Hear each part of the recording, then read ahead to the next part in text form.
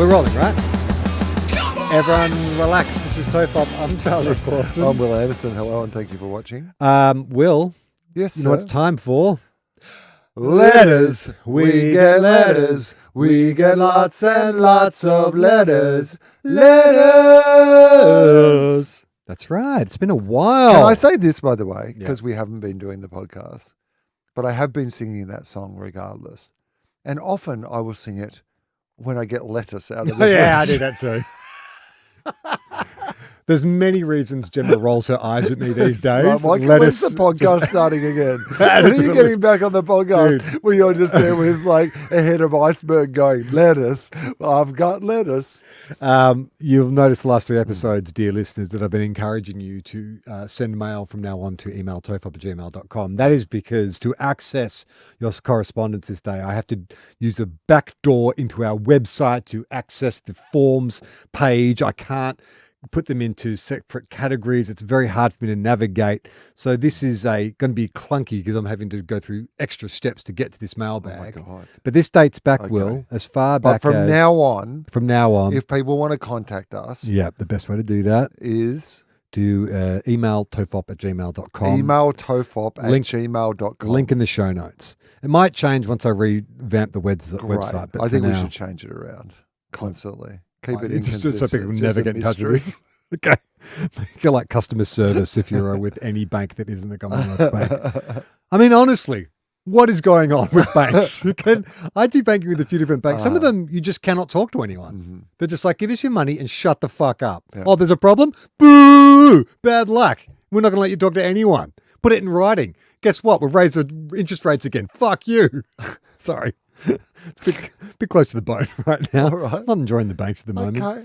Okay, this is this was sent in on the 16th of February. That's how far back we're going. It's from Kyle. Hello, Charlie and Will. That's I interesting. need a job. Yeah. Jackie has left me. I am desperate to be on air. Apparently, your podcast doesn't count as breaching my radio contract. Charlie and Will. It's normally Yeah. Will and Charlie, isn't it? Like, I know it's I've not been away official. too long. Charlie and Will. You've become the Will, and I'm Oh. the Charlie now. Long time listener, Yeah. first time to FOP I don't mind it, by the way. Sometimes they are Andy Charlie and and Will. Hamish to me. You know, they can't Are be. they? Sometimes, Sometimes. yeah. I mean, it doesn't always have to be Hamish and Andy. Is it Sometimes Oates it can be Oates Andy and Hamish. Hall? Yeah. Garfunkel and Simon? Sometimes I'm like, Simon and Simon? sometimes I'm like, the gang were here and also cool. You know what? Long time listener, first time to FOP respondent. I love it when the jokes go that deep. There is so much I want to say. So much I want to say. I hope to write you more in the future. Okay. But firstly, and most important of all, colon, not the word colon, but the symbol colon. It is important though, colon. You've been part of my life for so long. Okay. Is this a breakup letter? It sounds like it. Oh my You've been God. part of my life for so long that I feel like we should see other people. Oh no. No. Oh, You've been part of my life for so long now. It feels strange to admit that we've never met. Do you admit that we've never met? Who are you admitting to? Yeah. Well, not to us. We know we've never met. Unless this person has been passing us off as their friends. Oh, so they've been Oh, saying, my my friend- friend Will, my I've- friend Charlie. I've occasionally Oh, done I do that all the about time. a podcast. These Yeah. friends of mine were telling me. I was My having friend's got this discussion supplement with called her. Alpha Brain. It's really great. Yeah, my friend just keeps recommending Magic Mind as a drink and a way to sharpen up at the start of conversations. I've listened to you on public transport, in houses I don't live in anymore, during versions of myself that feel like other people. I mean, That this is poetry. Very I succinct. like this. Yeah. There's something profoundly comforting about voices that stay consistent while everything else shifts. I'd like to think we've shifted as well. Yeah. I mean, the tone of our voices sound the same, but what we're talking about is hopefully shifted. It is a peculiar thing to feel like I've grown up alongside 2 men who I don't know and who don't know I exist. Mm. You have nevertheless narrated commutes, breakups, late night spirals, and the small, quiet in-between moments. You've been the background noise to some of my most foreground experiences in life. Does that make you think they had sex to us? Did Kyle lose his virginity while listening to You us? didn't say background to foreplay. Yeah, but foreground. Foreground, you think foreground means like, Well, foreground would be like, yeah, like a I mean, clearly he's saying it's a big experience. We were the background to foreground experiences. If it was in You don't think it's movie- just clever wordplay about It's the... definitely clever wordplay, but in movie parlance, what is Uh-huh. happening in the front of the screen is most important. So, what do you think we were? What? All right, if not losing his virginity, what other huge life moments would you possibly be having TOFOP in the background of? Yeah, okay, interesting. Bar mitzvah? Yeah, I think so. Let's go straight to that. Yeah. That can't be a problematic area for us to speculate around. Birth of a child. Birth of a child? Birth of a child. Good for birth of a child, though, right? Because it's like, I think, it's long-winded. It could go on for hours. Yeah. Yeah, okay. Birth of a child, that's good. Wedding? Funeral? Could you have it like the DJ just drop in a little TOFOP. TOFOP? TOFOP themed wedding. Yeah. No, I'm not talking the whole wedding. I'm just talking like in The between. first waltz. Just our first dance is to this podcast. It was the podcast we were into, and they just picked 3 random minutes. Their three favorite minutes, and they waltz to it. I honestly cannot think what important life moments we would Graduation. be in the background of. Learning to drive. Graduation or study at least. I don't know. You'd be playing it while you're Traveling graduating. overseas. Yeah, okay. You might have met your partner Yeah. because you both listened to TOFOP, Mm. potentially. Okay. Okay. Okay. Which is why I need to talk to you about Oh, something no. that has quietly haunted me. No. I knew there'd be a twist. The Counting Crows did play Mr. Giants at Byron Blade Moose Fest. There was an episode years ago called Topiary. I remember the delight, the hedges, the sculpted greenery, the commitment to the bit. I remember thinking, with the calm confidence of someone in safe hands, they're going to say it, Tofopiary. I waited. At first patiently, then expectantly, then with tightening in my chest that I can only describe as anticipatory grief. And then it never came. I've forgiven many things in my life, Yeah. but this is not one of them. I don't raise this to assign blame. I raise it because somewhere out there is a perfectly trimmed hedge in the shape of a missed opportunity, and I alone seem to be watering it. I say this with love, with gratitude, with years of accumulated affection, but the Tofopiary erasure must not go on. Thank you for everything. Genuinely. Yeah, okay. P.S. I would absolutely love a classic TOFOP-style lyrical breakdown of Lana Del Rey's Salvatore. The instrumental suggests tragic European cinema with profound atmosphere, introspective nights. The lyrics suggest dairy logistics. PPS. PS stands for postscriptum, meaning after written, but it also sounds like postscrotum, which I assume is a different kind of addendum entirely. Bravo, Kyle. Yeah, good work. Well Kyle. written. Well done. Kyle. We will do a lyric breakdown. I've been bookmarking those. There's a few Okay. songs have come in, but we'll do that in a separate episode. Separate episode. Could even Okay. be a bonus. Who All knows? But thank you, Kyle, for sending that in. This fucking clunky website. This makes it so hard for me to go between bloody fucking shit. Fuck. You know what I'm talking about? You know what I'm talking about. You know what I'm talking about, don't you? Eh? Okay. Anyway, this came in from Claire. It's very erratic energy in there. Do you guys need a break? Did you say erotic energy? Erratic. Yeah, okay. You don't want to get those two confused. No, I don't want to read this one. It's actually this one is actually it's too out of date to read that one. Oh, okay. A lot of requests for guests on Philosophy. Do you take requests? I'm happy to take requests. What about- It doesn't mean that I will fulfill the request. Nick wants you to get Daniel Kitson on. Would you do Daniel Kitson? Yeah, of course I would do Daniel Kitson, but Daniel Kitson doesn't do podcasts. Hasn't he? No. Okay. This is from Amy. Hey guys, I love listening to the Song Lyric Breakdown series and the Opposites episode, plus everything since then, and absolutely love both of them. 2 reflections made me want to reach out.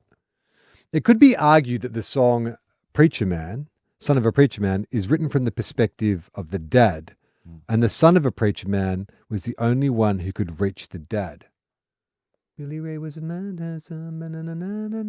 but why would it be from the perspective of the... You know what is not helping me? Me going, no, You no, just- no, no. yeah. Me trying to break down the lyrics and you're just going, I'll look it up. Son of a Son Preacher, of a Preacher Man lyrics.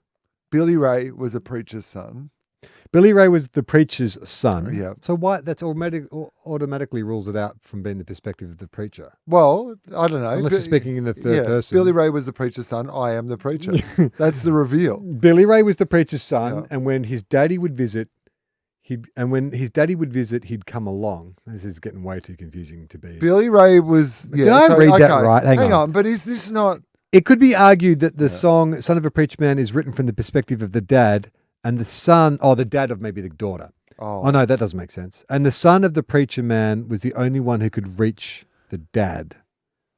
Particularly for the time it was written, the dad finally got to act on his true homosexual feelings that he'd possibly been ashamed of or had hidden and repressed for his life. So the dad has had sex with the preacher's son. Is that what we're saying? I guess so. Billy Ray. I've got to read this for the third time. It could be argued the song Preacher Man is written from the perspective of the dad. Of the dad. The dad of the daughter. Not the preacher. The daughter. No. And the son of the preacher man. Okay, so the father of the daughter had sex with the son of the preacher. Yeah. Is that what she's saying? That's what she's saying. I believe the son of the preacher was the only one who could reach the dad. So the son of the preacher man, I get it. He was the one who got him out of the closet. Yeah. The only one who could reach him, the only one who could teach Particularly for the time it was written, the dad finally got to act on his true homosexual feelings that he'd possibly been ashamed of and had hidden and repressed for his life. The line that really leans into this is learning from each other's knowing, as the dad knows his own male body really well and can apply this to the preacher's son. That's a sentence that's going to get you in a lot of hot water, doesn't it? I mean, the son's an adult. Let's accept that, first of all. Yeah, oh, yes. Let's put on the record. Yes, we agree. The son is definitely 21, at least 30. 30. It's 40. He's coming along with dad. Yeah. The preacher's 100. The son is 80.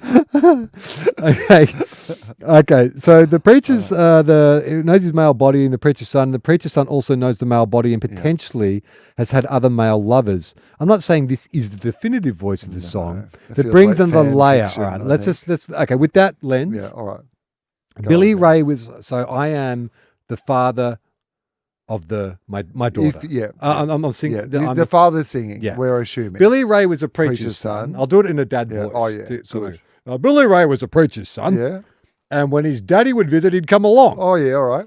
When they gathered round and started talking, that's when Billy would take me. Oh my God, it doesn't work. I mean, so far. Bloody hell! That's when Billy would take me walking. Yeah. Out through the backyard, we go walking, and then look into my eyes, and Lord knows, to my surprise, bloody hell, he's dropped his dax. I mean, the only one who could ever reach me was this. I'm starting to come around to this fucking reinterpretation. I'm not against this reading of it. The only boy who could ever reach to teach me was the son of a preacher man. Yes, he was. Yes, he was. Oh, yeah, he was. Now, being good isn't always easy, no matter how hard I try. Yeah. When he started sweet talking to me, he'd come and tell me everything's all right. He'd kiss me and tell me everything's all right. Can I get away tonight? Well, I'll have to check, make sure my wife's asleep. But yeah, sure, all right. The only one could ever hear that, of course. How well I remember the look that was in his eyes, stealing kisses from me on the sly, taking time to make time, telling me that he's all mine, learning from each other's knowing, looking to see how much we've grown, and the only man who could ever reach me is that. It's not definitive. It's not definitive, but I like it. Yeah, I'm not saying it couldn't be true. No. When you do the dad voice, it helps a lot. I mean, if you sang it like that, sure. If it was somebody just like, speak singing. Yeah, Chris Franklin bloke style. That's an interesting interpretation. Okay. All right. Please do more song lyrics and more games of opposites. Got some good news for you. Good news. Been banking episodes of opposites. They'll be coming out shortly. In fact, Elise and I are just having a discussion off air about when we should release them with some of your favorite TOFOP-averse identities and comedians. It's been real fun. And we even brought Gatesy back. Great. For a redemption arc. Like the amount of people, that clip that we put online of him not being able to guess that noon water was an opposite of midnight oil, the amount of people who got in contact to say, was Gatesy playing that up? And let me just say no. No. Categorically, he was 100% being sincere, even with all the clues we were giving him. But he was panicking. What we saw was someone having a panic attack. Because he loves midnight oil. Loves them. Loves them. Literally has a poster above his office at home, in his wall of his office at home. Yeah, which he sent to me almost immediately after we did that podcast. So he'll be back. So yes, there's more opposites coming in. We will do more sling breakdowns. Gatesy and I went to see Split Ends recently. Oh yeah. Well, they were meant to play Blues Fest. And I don't know, but sometimes you get frightened. Can I? So many observations about the band Split Enz, but here are some of them. Yeah. Firstly, Which is Split End? Where does Split End stop and Crowded House start? well, there is a part of you that thinks, because like Tim Finn, like Split Enz was Tim Finn's band, Yep. right? And Neil always wanted to join. He was the little brother who just wanted to be part of his and they were already an established cool band by the time that Neil joined the band. Yep. And it's incredible to see that dynamic on stage because like Tim is like 72 or 73 or something Is like he that that now. old? Yeah. Well, Oh my Neil's like in his God. late 60s. Is he? Yeah. God, they're young, sprightly little elfin. I saw Kiwis. Neil at the airport. Right. Like it's rare that I will go up to somebody and say hello, but I could not resist. Oh, Like, thanks. Glad you liked it. I mean, that is basically what he did to me. Cheers. Yeah. Cheers, bro. Yeah, we're enjoying the shows. Oh, boy. So, firstly, yeah. So you get this dynamic on stage, like particularly having seen Oasis, Flying on Jetstar. where like Liam literally has to leave the stage so Noel can do his songs. You know, because of the dynamic tension. and the tension between them. Whereas it is so brilliant to see Neil, who like Tim Finn is a brilliant performer and a brilliant songwriter in his own right. 100%. But then 6 times during the gig, the lead guitarist, who just happens to be Neil Finn, sings one of his Split End songs, and you go, this is one of the greatest songs that has Yeah. ever been written. You think of Neil Finn as being, he's like really started to come out on his own and write his own great songs when he was in Crowded House. But he had like 6 Yeah. all-time classic songs in his I pocket See Red by the was time him, he wasn't like, he? Or was that Tim? yeah, actually, it's so hard to They're but- great. Split Ends yeah. are an amazing band. Yeah, I saw. I mean, we did the Yeah. talked about when I saw Crowded House. Oh, yeah, it was Crowded Yeah. House that I saw. He did a series up in the Northern Rivers early this year, and the Split Ends were meant to play Blues Fest, and Yeah. I had tickets to that. I was very excited. Still You know in they their didn't suits. fucking refund the money for the I tickets. know, incredible. Fucking Still in there. Nothing's made me this angry about Blues Fest since a Since certain band. Since the Counting Crows did play Mr. Jones. What I would say is still in their suits, the brilliant Noel Crombie suits. Like, Are they really? yeah, That's hilarious. still they do a tribute to that in this show. The performance was still amazing. To see the two brothers play, just fucking like inspiring. So good. Was there many If you young get- people there, or was it Nah. mostly oldies? Mostly oldies. Yeah, right. But I would say there would be, you could go along as a young, hip person Yeah. So and someone who knows music. and just love it. Yeah. Just like The based music's on. incredible. Well, the funny thing is too, like for like Tamsin and her friends, she knew the songs, but she didn't know them as Split Ends because Right. there was that "She Will Have Her Way" album that came Yeah. out. She was like, "Oh, this is a Missy Higgins song, or this is like a Little Birdie song." Yeah, right. And you're like, "Oh yeah, I get like you know them from that." Yeah. Did that make you feel 100 years old? 100 years old. But I got to be honest with you, being in the audience of Split Ends made me feel young and sprightly. So Yeah. I know Will doesn't take requests, but it would be so good to explore more of these. And Charlie's doing the heavy lifting on the opposites at least. So maybe you could consider it for a live show again at least. Oh, that's a good idea. Opposites would work well live. yeah, Opposites I Live think. is good. Yeah, that's a good idea. Also, my team at work is starting a biscuit club. So I've convinced them to adopt crack that pack scoring. We work in education, so I think the assessment rubric is going to be controversial. I'll let you know how it goes. Thanks so much for such an enjoyable podcast in the everyone relax world. Yeah, in the Gruen office, the CJZ office, they have been doing a biscuit competition, unbeknownst to the fact that we were running our biscuit competition. And then when That's I a came bit in weird. for Gruen, Isn't it? I was like, and they're doing a head-to-head style thing. So each week it's like one biscuit versus another biscuit. And they keep trying to get me involved, and I'm like, I already Dude. have. Mate, I I was born in the old hat. darkness. Like, what are you talking That's about? I was born in embarrassing. the cookie factory. Okay, this came in from Jack. Hey guys, a long time, no bin chat. Okay.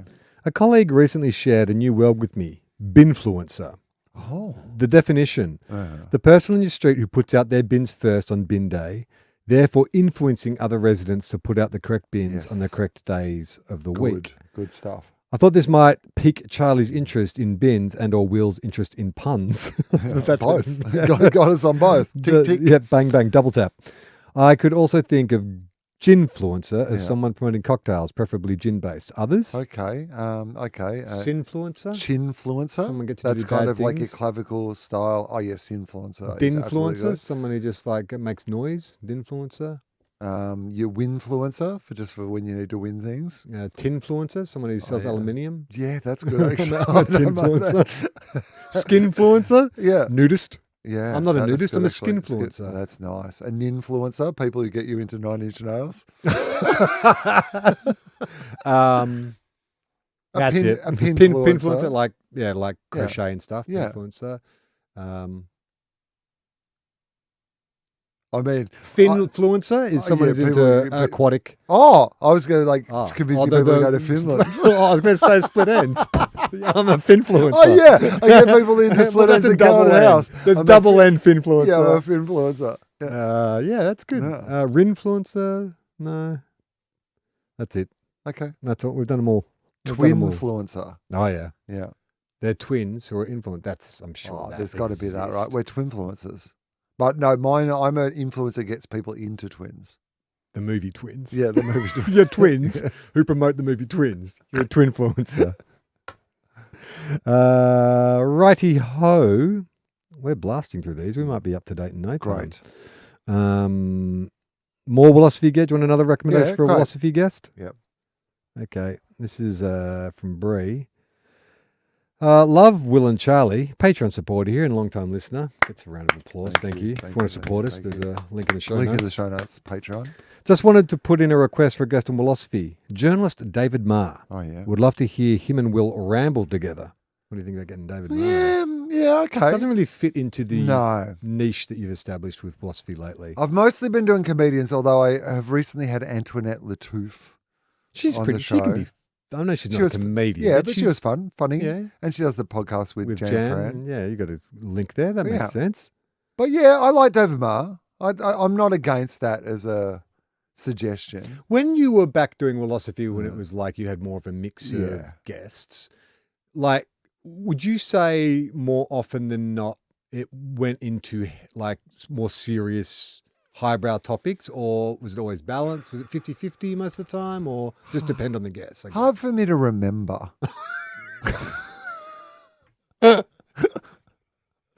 I don't know. I don't. The most honest answer is But like, there's I a don't know. vibe check. Like when you think about doing this show, it's like, okay, it's going to be silly and mainly laughs. We occasionally strain to. I think I would feel more comfortable with people who kind of know me and my perspective too, to be able to ask whatever. Whereas for sometimes with people yeah. who are a bit more, If it's been PR organized, Yeah. there's like certain Yeah. restrictions. I get that. yeah. Okay, this is from Adam. G'day, guys. I've been listening to your podcast for over 5 years now and always find myself listening and thinking back to when I found TOFOP 2 Guys 1 Cup and FOFOP back as a Macca's worker while I was at uni Oh yeah. in the depths of Melbourne lockdown. Oh my God, we got into lockdown. Jeez. It's a I lot of mean, people you still- said that. Like he didn't say you got me through lockdown. Well, yeah, I'm but you've assuming, really, I'm extrapolating. Yeah, I assume we and only us got you through lockdown. I'd also like to reflect on what I might have been doing when listening, but also the person I was versus the person I'm today. That has been a theme of today's record, hasn't it? Like the people we were and the people we are now. The people Growth. we were. How much do we regret not being the people we once were? How much close have it we feels, but grown? how distant it feels. Identity, man. Yeah. Philip K. Dick should write a book about it, man, where you wake up and you're not who you think you are, man.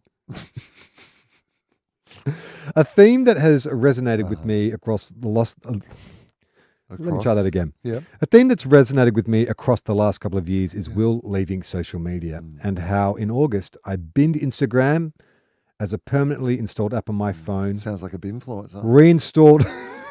reinstalled only sparingly on breaks in study, holidays, or on the occasional weekend before swiftly deleting it again when funneled into reels of softcore porn, manosphere, or Australian immigration/politics. That's amazing. That idea that you had the discipline to switch it on and switch it off. I don't think I'd have the energy to do that. I'm always like, it's on. I just try not to look at it. But like installing and uninstalling, I'm an all or nothing kind of guy. Yeah, I think that it takes, it's like any sort of addiction, right? Which is, That's the patch. Yeah, but also for some people, like with me and my drinking now, like I would like 10 times a year probably have a drink. Like, had a special occasion recently, had a couple of But glasses those of days are in a champagne. row. Those drinks are in a row. 10 days. I don't go home for 10 days. You're I like- take full advantage You're of it. like the Jeepers Creepers for Yeah. 10 days. Yeah. For 10 days, yes, 10 drinks I a am day. drunk.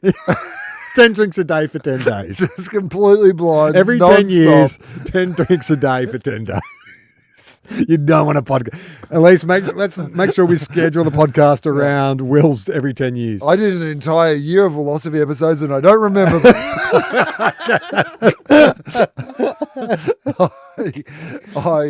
I think that some people it's fine to dip in and out of things is what I was saying. Whereas for other people, sometimes when you have to quit, you have to never go back or you'll get sucked back into the infrastructure of it all. Yeah, no, I'm definitely an all or nothing guy. I think mine's been the opposite, which is I wonder if I've enjoyed getting off it so much that I've gone almost too far hard. the other way. Yeah. In that, like, I'm really just like not using the computer or internet or whatever for anything much anymore.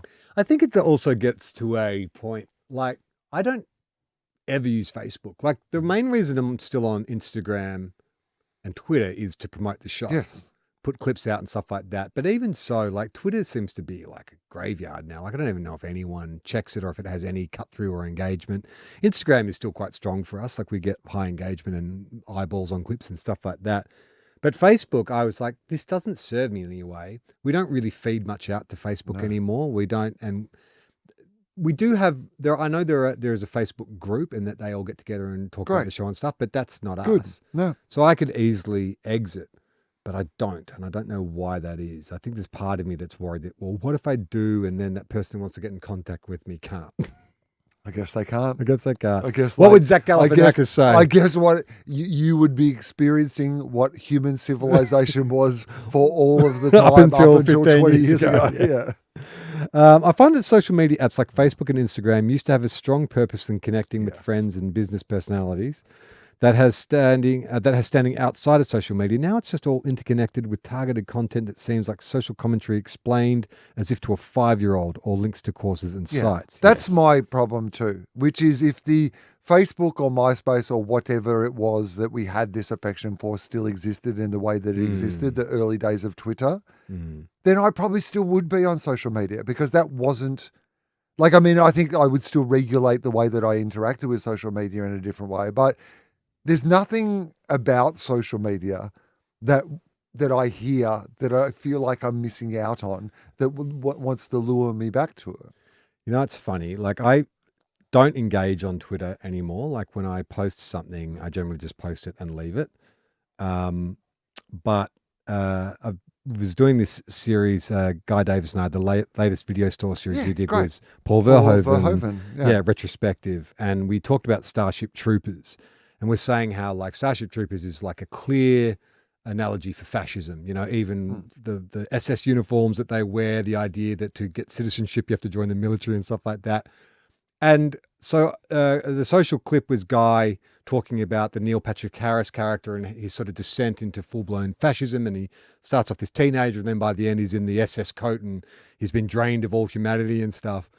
And some guy was commenting, was like, look at these two, like, whatever, like, trying to reach to find some kind of these leftist turning everything in. It's like, it's literally what they were doing. Like, we're not reading into it. That's the point of the film. Like, Paul Verhoeven grew up in, like, the Netherlands. Like, he knows what fascism is. Like, we are not inventing that. Then I was like, oh boy, I just had a little flash of why you don't engage, because it's probably not even a human being who wrote that. Some bot has said something to make you intentionally angry. Yeah, I was to going to engage you reply. more in the infrastructure. Nuts on. Where were we here?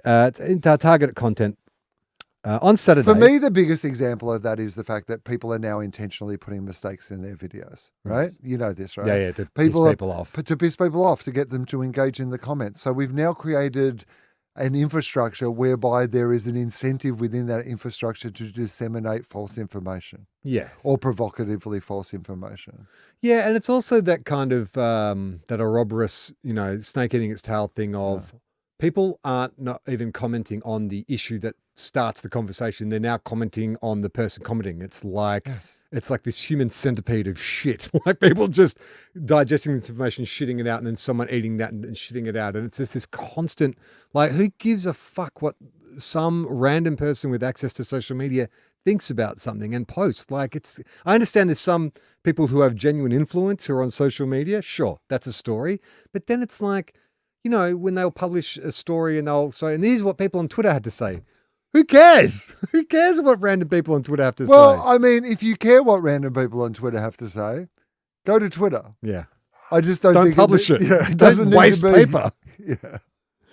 On Saturday, I logged off of Facebook on Chrome, having deleted the app previously, and have hopefully said goodbye to social media full stop.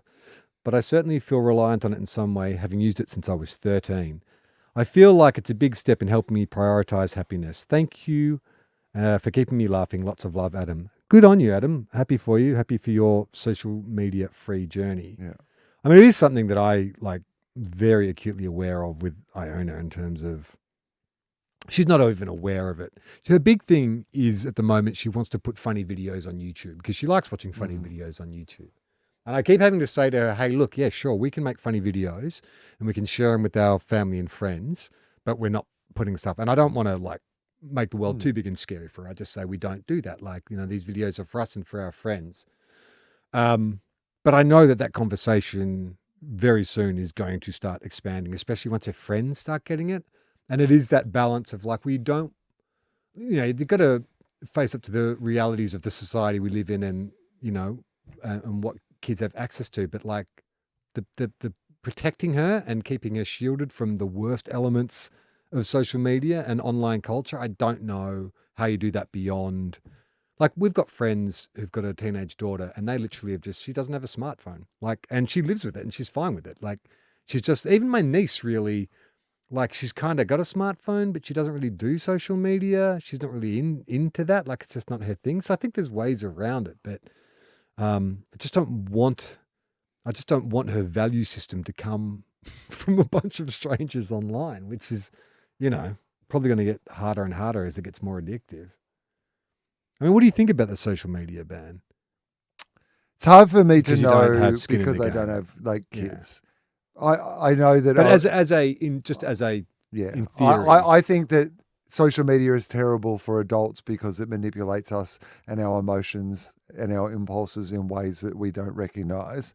So therefore, I think that adults should spend less time on social media. And I think society would benefit as a whole if all of us spent less time on social media. So therefore, of course, I believe that the kids should also be like not spending. I think if you can delay that, But the for as idea long of- as you possibly can but while the idea their of brains are forming. banning, the idea of like I think legislating I think it against- gives the parents. it does make it easier. It for makes it parents to easier for say. parents. And I think that's what a law like that is best for. Yeah. Like if you have parents who are kids, What's happened to kids Australia, will always be Will? able In to. my day, you could go to a milk bar and get a packet of cigarettes. You and your mum would sit around over a Vegemite sandwich, smoke a pack of durries while watching Alan Border make a century. I miss those days. What's happened?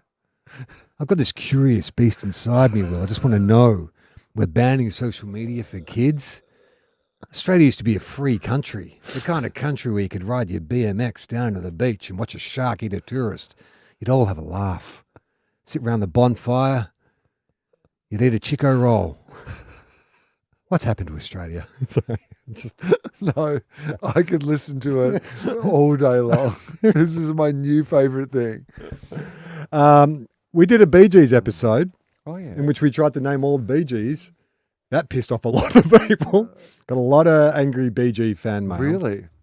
So we said Mm-hmm. that Robin was the third member of the BeeGees. Yeah. It was actually Morris. Morris. I didn't even know there was a Morris Gibb. Oh, okay. Maurice Maurice. Gibb. Robin was the younger Oh. of the three. Mm-hmm. But, I mean, how are we meant to know that? Can you name them now? Barry. Barry, Robin, Maurice, Maurice. Barry Gibb, Robin Gibb, Yeah. Maurice Gibb, Yeah. Morris Gibb. Morris. Well, how do you That's the pronounce four. Maurice? Is that Maurice? Maurice. Is that Morris or Maurice? I don't know. Maurice? Maurice. Maurice. Mariche. Oh, come on, you're not helping. Who's the other BG that we're missing? So Robin's not in. Robin's he's a younger brother. So it's Robin Barry. Gibb is not in. No, it's Barry, Maurice. So no Robin. Can you look it up? Was Robin It is not Robin. Oh, Yeah. So hang on. But Hang on. Wikipedia says it's only a trio. Yeah, that's and right. What does it Barry, say? Robin, and Maurice, Mariche, Morris. Okay. What were we saying then? I don't know. Oh, I don't know what that correction's all about. I don't know. Anyway, we've got another bit of mail about the BGs. Anyway, moving on. Okay, so you probably, Elise, you weren't here for this episode, but you should be dancing. We were arguing. Do you know the song? You should be dancing. What you doing on your back and your back? So we were debating: is the lyric "What you're doing on your back in your bed," or is it "What you're doing on your back in your back" with an echo?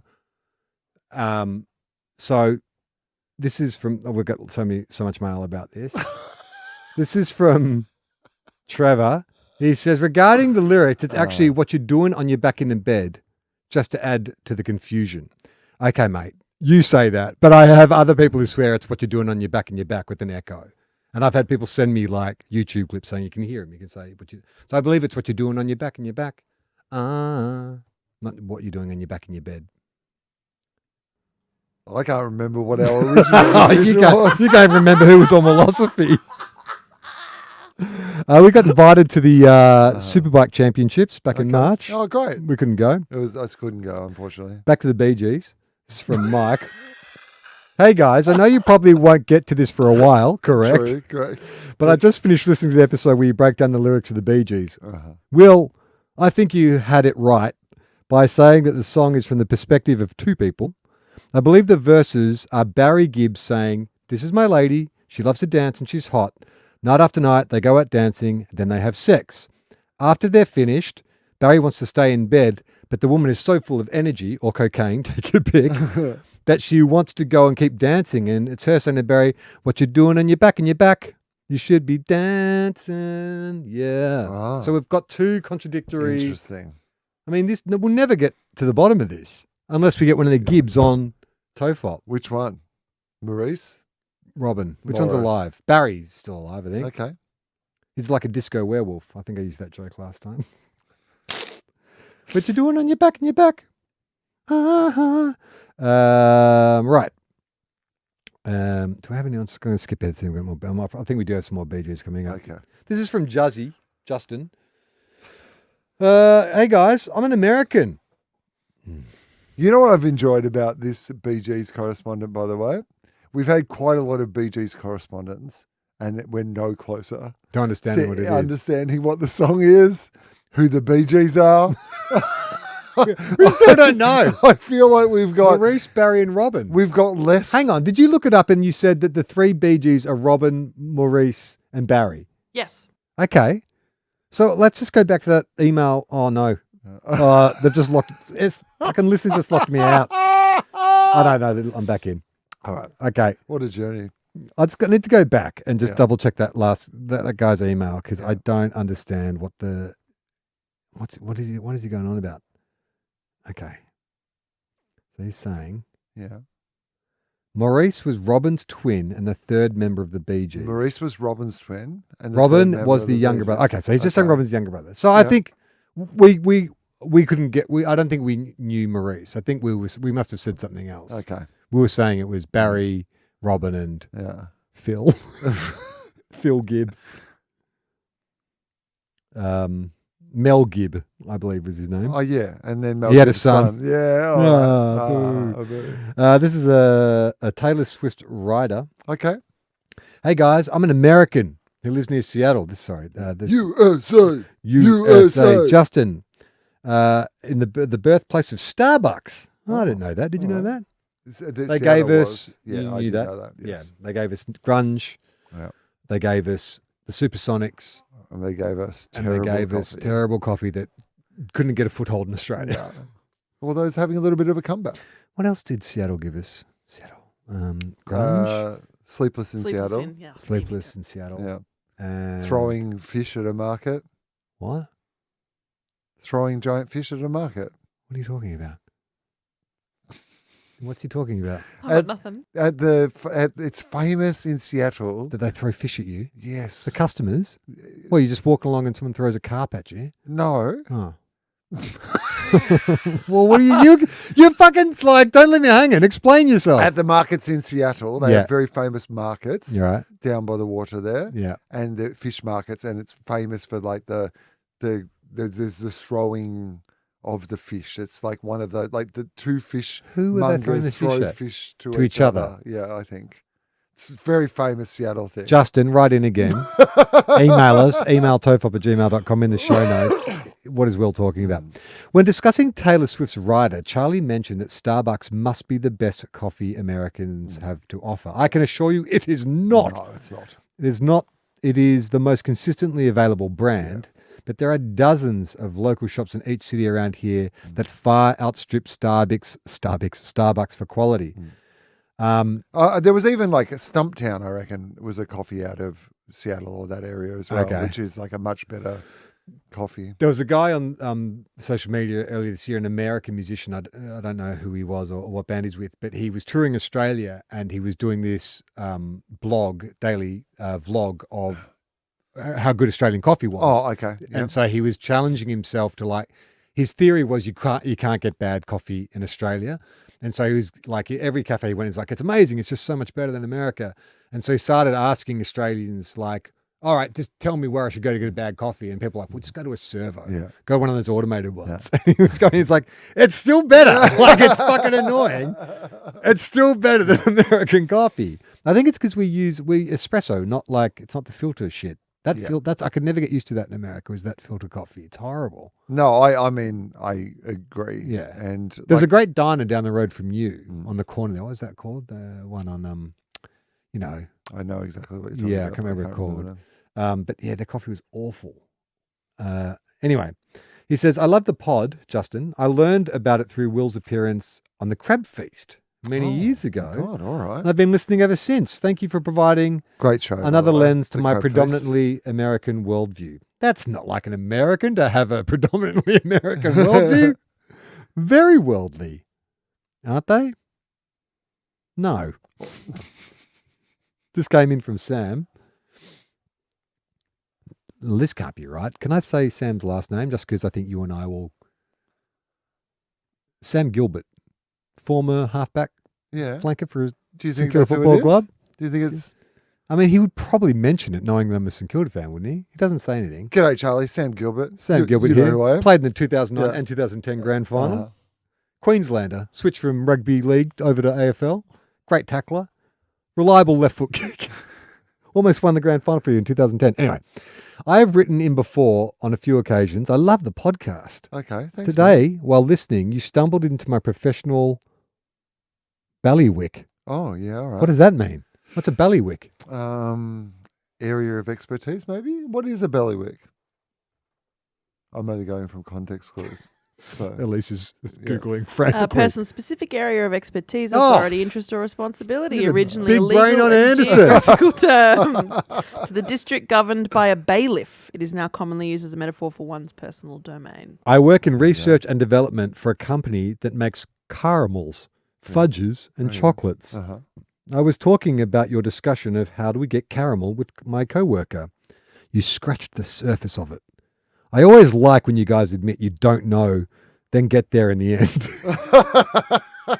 That's a good place to start. I think more people should be like us. You scratched the surface and then you admitted you didn't know how to get there and you got there in the end. In speaking with my coworker, she said she would be happy to call in and educate you on all things sweet if you wanted. Oh, all right. She's much smarter than me and also has a dairy background. What's that mean? We couldn't talk about our products by name, but in general. Oh, yeah. Totally fine if not, but it might answer. I feel like this should have been a private correspondence. That's okay, though. Well, totally fine if not. But I mean, it's only not private because you've read it out. Yeah, on the podcast. maybe just bleep Sam's surname. Elise, can you make a note of that? Yeah. Totally fine. No one will be able to get it from the context of St Kilda football. Totally fine if not, but might answer some questions about what makes chocolate different or what makes caramel gooey instead of chewy. I can see the pod going down a rabbit hole in this topic. Anyway, Her name is Rachel. Yeah, okay. No surname. All right. And it might be good to add to crack that back. Okay. That's intriguing. Interesting. I mean, we also have Wikipedia, Mm. so I wouldn't want to waste Rachel's time on nothing. All right. The good news is we are now into March Okay, of great. 2026 with our Perfect. correspondence, so we are getting This is good. we're getting closer. Uh-huh. Everything you say to me brings me closer to the edge, and Oh. I'm about to break. Okay. What band was that? Everything Everything you say to me is Link- one step closer to the edge. Remember? Lincoln Park. Lincoln Park. Lincoln Biscuit. Lincoln Park, which is Lincoln Park's osteoarthritis cover band. I started, this is from Taryn. It's going to be so much easier when people start emailing again. I started mentally writing this on my drive to work, listening to you debate the what you're doing on your lyrics of You Should Be Dancing. Thankfully, by the time I arrived, you'd literally called us to email in, so I feel slightly less insane about being driven in to write about this. I am a literal, lifelong BeeGees fan, thanks to my mum, and I have passed that love down to my 10-year-old daughter, with a BeeGees song being the first song she absentmindedly sung while playing as a toddler. Firstly, you named them as Barry, a.k.a. Disco Jesus, Yeah, all right. Robin and Andy. Andy Gibb. Okay, Well, who we'll get was some Andy? answers. Andy was in fact a Gibb brother, but he was the young, beautiful solo Gibb Oh, who died very young, and they paid tribute to him at their shows. okay. The brother you did not mention was Morris. Maurice. Maurice. Or Morris. Maurice. Who was Robin's twin. Yeah. He was definitely the forgettable one, which seems which seems mean since he's dead, but here we are. I mean, he's not forgettable. One of the most legendary bands of all time. Gone, but also forgotten. Now, onto the real crime of the episode. I was Oh, okay. amazed Mhm. you were not coming to the correct conclusion of what the lyrics are, i.e., what I have been singing my whole life. And I'm about to turn 39 for context. Okay. I was so amazed that I literally stopped listening and called my mum to vent about it, and she promptly told me I was very wrong. And as someone who has seen them live, this is her mum quoting her mum, has seen them live and heard Barry sing it, it is conclusively what you're doing on your back and your back. But that's hearsay again. I mean, I don't want to doubt your mum. All this time, I've been singing what you're doing on your butt. Well, we know that's wrong. We can definitely rule your one out as being wrong. I have taught my daughter that these are the lyrics. How am I What you doing on your butt, on your butt? I mean, your daughter would love that, I'm Yeah. sure. Well, my daughter Yeah. would love that. At least we know that. All this time What I've you been doing with those singing. spots in your butt? I would What you love doing with that. those spots in your butt? All this time I've been singing what you're doing on your butt. I've taught my daughter that these were the lyrics. Yeah. How am I supposed to tell her that her mother's an idiot and butts are in fact not in the song at all?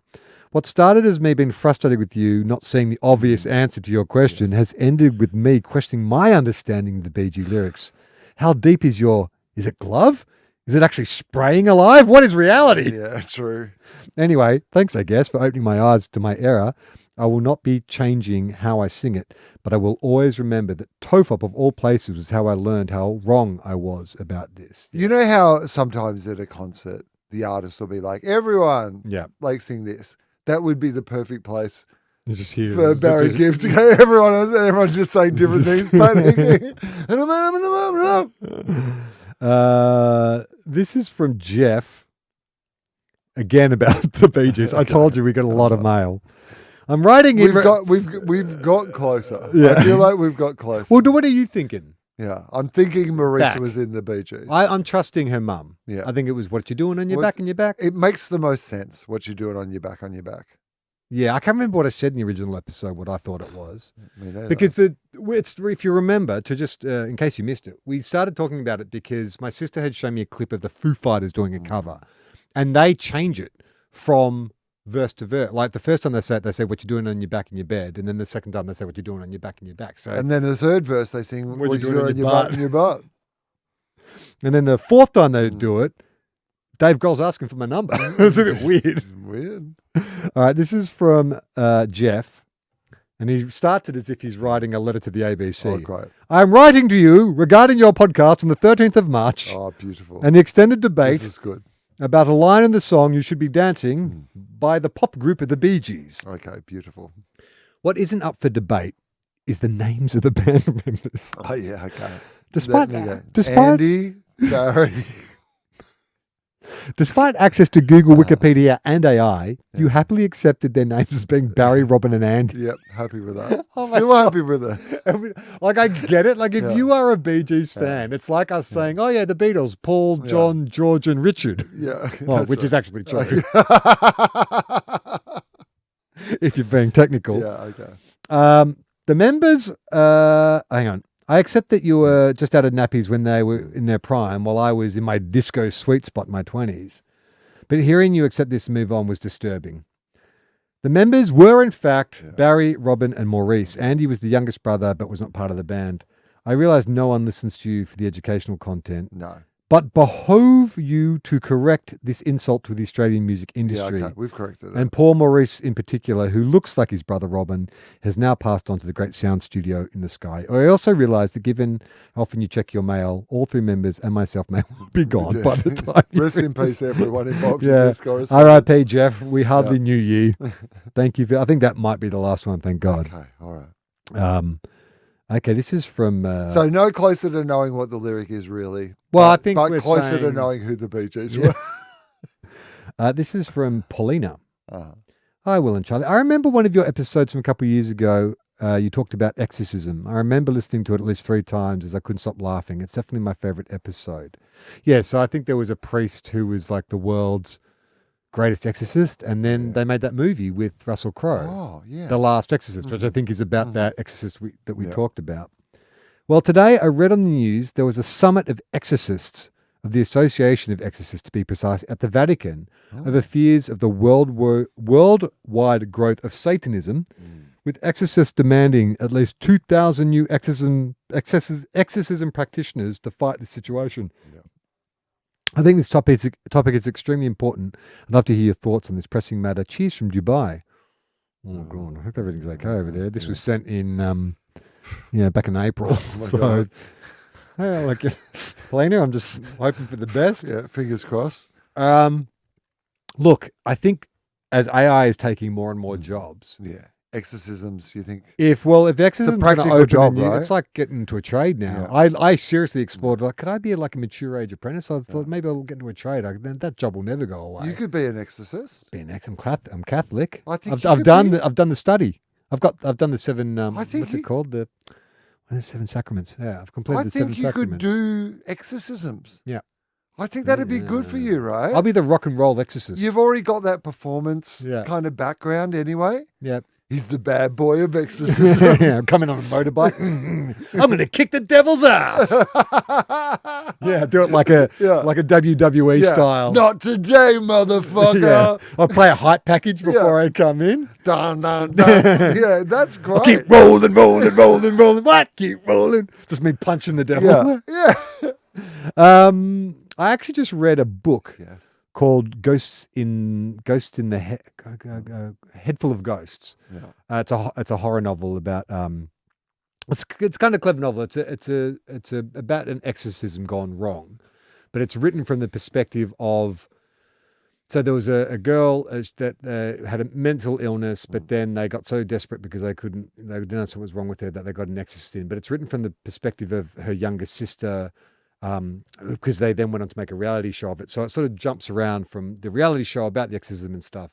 It's a really fun kind of little horror novel, but it is also really highlights just like how horrendous it is that for so long people with severe mental illnesses were told that they had demons devil in inside them, them. Like it's just I mean, it's, unconscionable. What's the word? Unconscionable. What's the? yeah, that's that's it. You nailed it. It's horrible. That they like. It's just fucked up. It's crazy to think that. And I knew like there were family friends of ours, like priests that I knew growing up that had performed exorcisms. Like it wasn't like this kind of archaic kind of thing that used to happen. Like there's still exorcists, and there's people who still take someone with a severe mental illness and be like, oh, well, just not only will we not get them the help they need, we'll also just add to the paranoia and confusion around this by including the devil. Do you think that this rolling out of these new exorcists, Yes. like, is this Do you just think it's like apprenticeships in trades where like the older exorcists, they like Right, prank haze 'em. the Yeah, younger that's right. exorcists? Like, Yeah. let's go, Yeah. go check her pulse. And she gets vomited on. They're all like laughing and stuff. Yeah, go down Put and on get brown us some cardigan. holy milk. Yeah.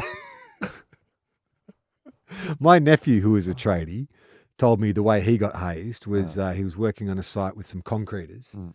And they said to him, mate, like everyone who's come onto this job site, they've got to show how strong they are. You got to hold a 20-kilo bag above your head for at least a minute just to prove that you're strong enough to do it. So he did it. And while he was holding it, someone came up behind him and cut the bag of concrete with a Stanley knife. So he got covered in concrete dust. Oh, yeah, that's not hazing. That's attempted murder. Shocking. Yeah. Probably should do that. I mean, Wafers made out of Nutella I was biscuits. thinking more like, is it, like, how are you finding these?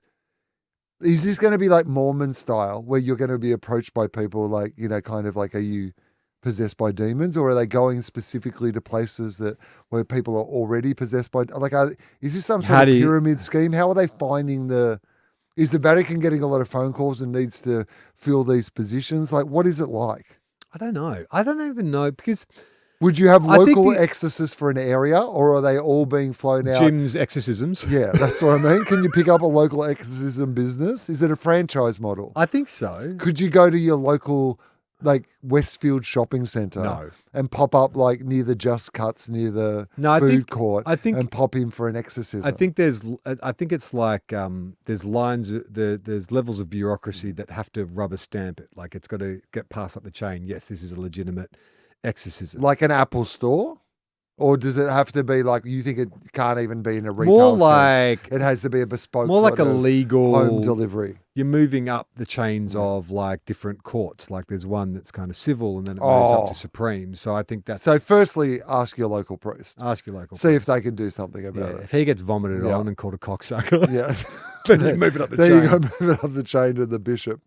Yeah, okay. All right. Okay. We're going to move on to crack that pack. And so we'll finish on this one, which is quite Okay. appropriate because this is from Amy, who prepared the spreadsheet that we are actually operating off. Okay, brilliant. Thank you, Amy. Hey, Charlie and Will, you asked a while ago where everyone had made a note of your Crack That Pack rankings, and I will ask and you shall receive. I'll continue to update it as you crack more packs. Don't worry about it because we are winding it up. Yeah. Some insights on your rankings. 4 times you both failed to give any ranking at all, which I was mildly infuriated I mean, with. That sounds exactly like us. What does she say? Which biscuits they were? No. No. I mean it would be in the spreadsheet, but I'm not gonna look it up. One biscuit appears to be missing. You tried all the Arnott's assorted cream biscuits and referenced the orange cream, but I could not find any recorded Crack That Pack segment where you actually tried to rank the biscuit. Well, Interesting. fucking D- for me. It's not. I mean, it's not one of my favorites. Hate it. It wouldn't have made the finals. Giving things a B was the most common ranking, with 14 Yeah. biscuits given the B. Feels right. 0 biscuits were given the S tier ranking. Yeah. The only S tier ranking was from Osher when Osher. it came, but as you pointed Yeah. out, that doesn't count. Charlie is fairly consistent with being the most generous with his rankings. I'm the Marsha Hines of the group. You go, darling. You go, Yeah. girl. Yeah. More often than not, giving higher rankings than Will, if you disagree. 7 biscuits were given an F ranking by you both, or by one or both of you. Interestingly, Charlie has never given any biscuit an F ranking on his own, only when you both agree. You bully me into fucking giving an F ranking. Will has given 2 F rankings on his own. Thank you, Amy. That's great. And a perfect time to...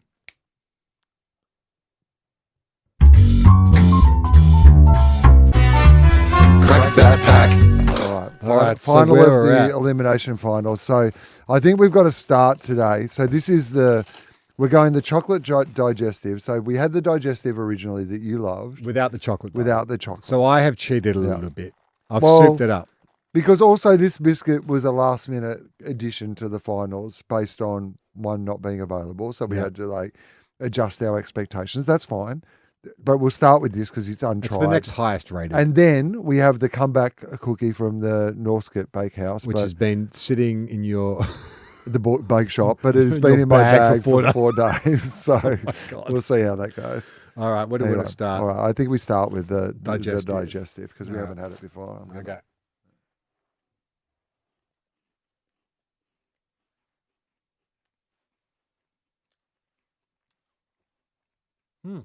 Okay. All right. Okay, let me just say, first of all, there's actually two brands of digestive. This is a McVitie's, which is the most... oh, no, this is a Belmont one. So this is the Aldi. There's also the McVitie's, but it's the same thing. Disappointing. Not as Oh. good as I remember. Yeah, okay. Yeah. I didn't mind it.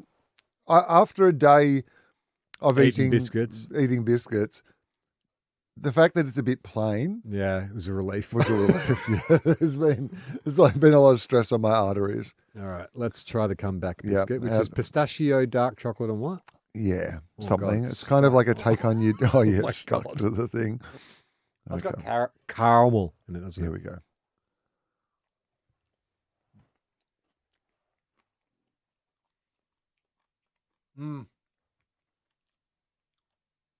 That's a good biscuit.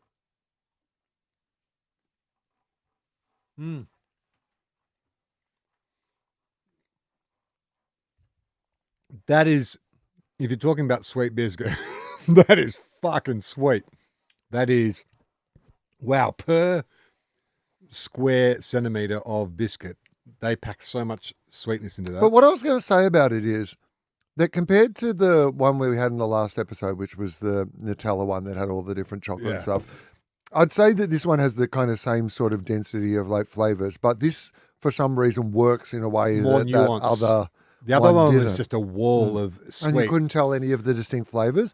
Where in this, because of the salt and the savory element or whatever it is, And there's like a burnt butter or a Yeah. caramel or something going on in there, Yeah. which is really good. gives it a kind of like a more sophisticated depth of flavor. I feel like this is the greatest mismatch of all the I elimination mean, this rounds. is, yeah, Like, this is a 10-goal victory I to the mean, comeback cookie. This is the disappointing Sunday afternoon final. it's like, you know? oh, well. switch it off. You know what? We'll go for a walk. Yeah. Yeah, that's absolutely no contest. Look, Yeah, it's been tough for Biscoff that it yeah, did, Biscoff that it- is. It's been tough for Biscoff that it didn't get digestives in the final. I mean, Biscoff would have smashed digestives. could we do a controversial thing Yeah. when we come back? Yeah. And bring back Biscoff back in, Oh, you think Biscoff gets a qualifier? some kind of Yeah. like Huh? special exemption. Yeah. Would you like to nominate the biscuit One that biscuit is that's been currently eliminated. the biscuit that is currently in the list that Biscoff can go up against in the first, because we got 4, right? Well, you know what? I think the obvious one is Nutella. I think Biscoff and Nutella should go head to head because I think I'd find it hard to split those two side by side. Do we want to bring it back? Or do we still have to do 2 more head to heads though? Mhm. I don't know. We'll think about it. Mhm. We'll think about it. But yeah, absolutely. That's pretty good, that one, though. Yeah, comeback cookie's pretty good.